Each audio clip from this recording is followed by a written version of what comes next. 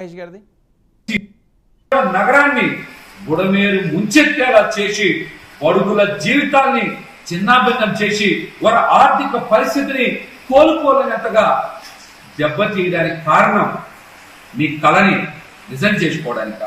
వర్ణదేవుడికి మా మీద ఎప్పుడు ఇంత కోపం కలగలేదే. అమ్మవారి దయతో ఎప్పుడు ఆనందంగానే ఉన్నాం. కానీ మీకు మా మీద అంత కోపం ఎందుకు, అంత కక్ష ఎందుకు?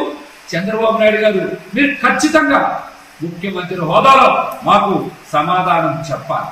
పౌర సరఫరాల శాఖ మంత్రి నాగన్న మనోహర్ గారు సరిగ్గా మరి బాధ్యతగా పనిచేయలేదని, బాధ్యత రాజ్యంగా ఉన్నారని బయటికి చెప్పింది చంద్రబాబు నాయుడు గారు కదా. ప్రజలకు మీరు భోజనం పెట్టలేకపోయారు, పచారీ సరుకులు ఇవ్వలేకపోయారు. అందుకని కదా ప్రజల ముఖంలో కళలేదని చంద్రబాబు నాయుడు గారు స్వయంగా చెప్పారు. ఇలాంటి విపత్కర పరిస్థితుల్లో ముంపులో ఉన్నటువంటి ప్రజలకి అండగా నిలవలేక బాధ్యత రాహిత్యంగా ఉన్నటువంటి నాదేంద్ర మనోహర్ గారి మీద కూడా మీరు ఖచ్చితంగా చర్యలు తీసుకుంటారు. ఓకే, ఏంటో చూపిస్తున్నారు. ఏంటది కనకరావు గారు? ఒక్కొక్క నిమిషం ఇస్తాను. ఆయన ఏదో చూపిస్తున్నారు. అరుణ గారు మీరు రెస్పాండ్ వదిలి ఒక్క నిమిషం ఉండండి. అదేదో చూద్దాం. ఏంటంటే అది మనోహర్ గారితో ఇదిగండి చంద్రబాబు నాయుడు గారు మనోహర్తో మాటతో 20% మనం అందించినట్టుగా ప్రజలు మొత్తం అసహనంగా ఉన్నారు, బాధపడుతున్నారు. మనం 80% ఫెయిల్ అయిపోయామంటే నాదేం లేదండి, నేను మొత్తం సప్లై చేయడానికి రెడీగా ఉంటే క్రమంలో నారాయణ గారు వచ్చారు, వారు ఆపారని చెప్పేసి వాళ్ళిద్దరు సంభాషణ మొత్తం పేపర్ ఇది కూడా చూపారంటారా? చెప్పండి. అది మీ దగ్గర ఉందండి వాయిస్ రికార్డు? అది వీడియో కాకుండా వాయిస్ రికార్డు మీ దగ్గర ఉందా? ఆ వాయిస్ ఉంటే ప్లే చేయండి కనకరావు గారు. వాయిస్ ఉందా మీ దగ్గర? పోతిన మహేష్ అనేవాడు ఒక జోకర్ అండి, పొలిటికల్ జోకర్. అతని మాటలు మీరు పట్టించుకోమాక సార్. మీరు వాడు వీడని చెప్పి కొత్త పోయి మాట బాగలేదు. ఓకే ఓకే, పర్సనల్గా వద్దురండి.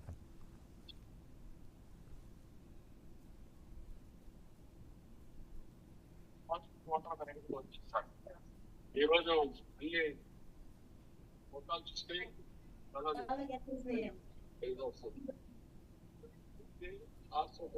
కష్టాలు మర్చిపోదు.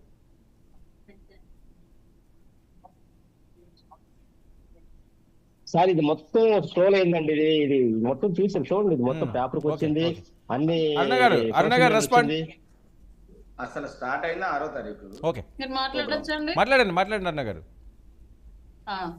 ఇవే ఆఫ్ టికెట్ తెలివితేటలు అంటారు. జనరల్ గా వైసీపీ వాళ్ళలో చాలా మంది ఇదే కోవు చెందిన వాళ్ళు ఉంటారు సార్. సహజంగా ఒక ఓఎస్డీని ముఖ్యమంత్రి గారు మనం ఇస్తామన్న సంఖ్యకి ఇప్పుడు రావాల్సినటువంటి లారీల సంఖ్యకి ఎందుకు డిలే జరిగింది అని చెప్పేసి క్వశ్చన్ చేస్తున్న క్రమంలో ఓఎస్డీ ఆన్సర్ చెప్పుకోలేక భయపడుతున్న సందర్భంలో నాదెళ్ల మనోహర్ గారు ఇంటరప్ట్ అయ్యి, సార్ ఇట్లా ఇన్ని లారీలు నా దగ్గర పెట్టుకొని సిద్ధంగా ఉండి ముందస్తుగా వీటిని పంపిద్దామని చెప్పేసి నేను అనుకున్న టైంలో మంత్రి నారాయణ గారు నా దగ్గర నుంచి కూడా లారీలు పంపిస్తాను, ఒకేసారి తీసుకెళ్దాము, కొంచెం వెయిట్ చేయండి అని మమ్మల్ని హోల్డ్ చేశారు సార్.